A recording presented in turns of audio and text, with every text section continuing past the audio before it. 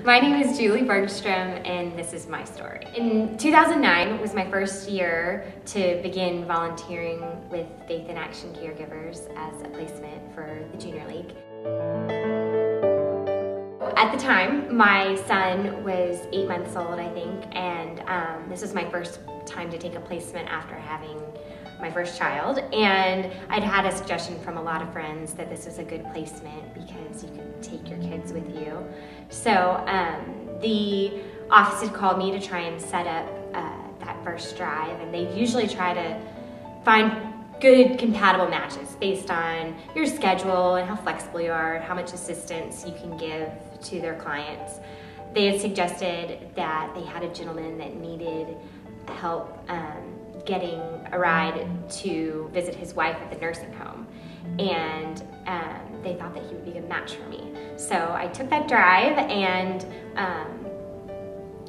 upon our first drive together, I think Mr. Blumofe and I already started to develop the beginnings of a friendship, and I saw that we had a lot of things in common even from that very first drive. We'd have just in-depth discussions about food and different things that we just sort of both enjoyed. I think that was something that I really always loved about him, was such a zest for life and the little things, and I think that there's no one better to teach you about that than an older person. I think that he just had that down to a science and had so much wisdom in addition to that I just really appreciated getting to know from him.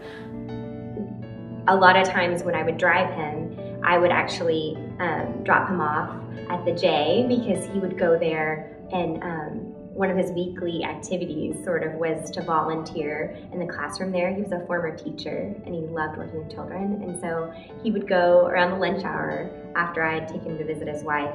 He would go and just help in the lunchroom, opening milk cartons and little packages for the kids, and he loved being around them and just the whole school atmosphere. And I just thought that was such a neat thing to see, where I was helping out and volunteering to take him here or there, and then he was in turn doing something else in another place.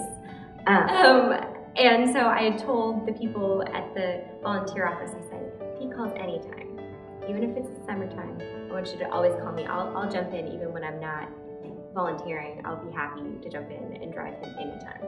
And so they knew that he was sort of like my guy.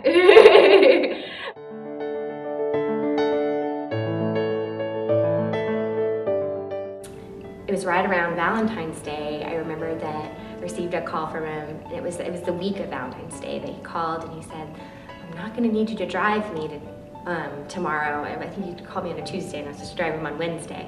I said, I'm not gonna need you this week.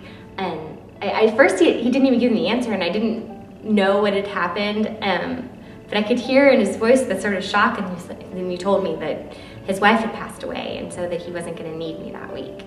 And I was so sad. I remember getting off the phone and being just heartbroken to hear that he had lost his wife. And my husband, I was saying, well, what am I gonna do? I'm not gonna be able to drive him anymore. And my husband was trying to come up with all these different, well, do you think he needs to have his shoes shined?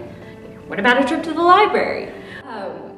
That next week, I remember he happened to have a doctor's appointment, so I did get to see him, and was feeding him all these ideas of different ways that I could drive him to do just about anything else that I was available.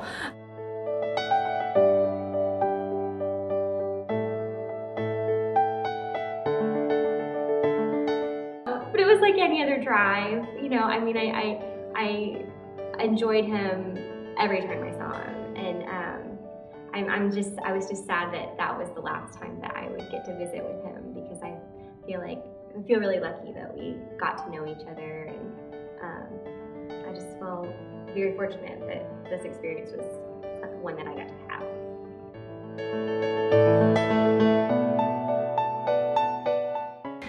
I think another thing that volunteering has given to me is a great sense of community, where when our grandparents were growing up, you know, there were people around helping them to raise their children, and then there were other, you know, the older people were helping to care for the elderly, and everyone was helping each other, and that's how people in communities were making everything happen. And I think it's really interesting to observe nowadays that doesn't always exist anymore, where I see myself, my parents living in another city, everyone's in different places, and you don't always have people around you to help. And I think that this is just such an interesting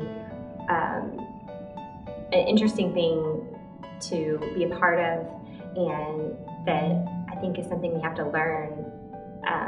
Everyone needs to learn to be better at taking care of each other, and learning that a new sense of family and community, I think it just helps to make for better lives.